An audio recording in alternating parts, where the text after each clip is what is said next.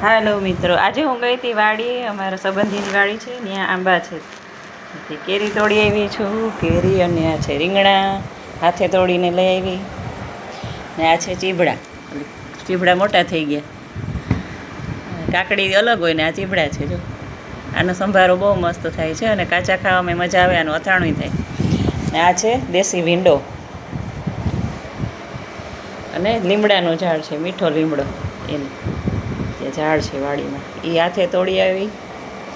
અને આ ગુવાર, જો એટલું સરસ શાક થાય છે ને આ ગુવારનું, વાત પૂછો મેમ.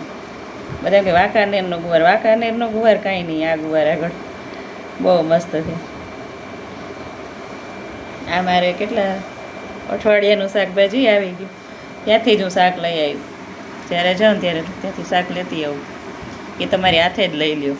હાથે જો ગુવારે હાથે તોડ્યો છે, લીમડો હાથે તોડ્યો, ભીંડો પણ અને રીંગણા પણ મારી હાથે જ મેં તોડેલા છે, કારણ કે મેં વિડીયો એનો બનાવેલો છે યુટ્યુબમાં. કેરી પણ મારી હાથે જ લીધી છે, ચીમડા ને બધું એકદમ પાણી ચોખ્ખા પાણીમાં વાવેલું હોય છે. બાકી શાકભાજી તો બધે મળતા જ હોય છે, પણ આ છે ને પીવાનું પાણી હોય ને સરસ, એમાંથી વાવે છે. બાકી તો ગટરના પાણીના શાકભાજી હોય ને તો તરત બગડી જાય છે.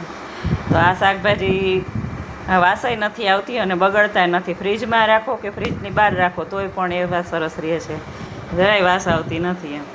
તો તાજા તાજા રીંગણા આ ભરેલા બનાવીશ, એક દિવસ ભરેલા બનાવીશ ને એક દિવસ કટકા કરીને બનાવીશ મોટા રીંગણાને. એક દિવસ સાદા રીંગણા બટેટાનું શાક બનાવીશ અને સાદા ભીંડા એક દિવસ બનાવીને એક દિવસ ભરેલા ભીંડા બનાવીશ.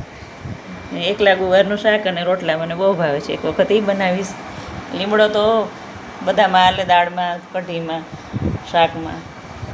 મારે અઠવાડિયાની થઈ ગઈ નિરાર. જ્યારે જાઉં ત્યારે આ કેરી તો લેતી જ આવું છું, કારણ કે અત્યારે ઇન્સ્ટન્ટ અથાણું બહુ મસ્ત થાય છે કાચી કેરીનું. અને લોંજી પણ બનાવીએ છીએ કેરીની, ગોળ ને જીરું ને નાખીને બહુ મસ્ત બને છે. તેલ ગરમ કરી ગોળ, જીરું ને હિંગ અને મીઠું ને બધું નાખીને બહુ મસ્ત થાય છે આની લોંજી ગોળવાળી. અને કાચી સુધારેલું ગોળ નાખીને આપણે કાચો સંભારો મસ્ત થાય છે. મીઠું, ચટણી, થોડુંક તેલ અને ગોળ એ બનાવીને પણ આ કેરીનો સંભારો થાય કાચો સરસ. અને એમને પણ આપણે ડુંગળી હારે મિક્સ કરીને પણ ખાઈ શકાય. અને એમને એમ છોકરાઓ દાલતા ચાલતા ખાતા જ હોય કેરી, એ સરસ સુગંધ આવે છે ને કેરીની. હાલો તો બધા કાચી કેરી ખાવા.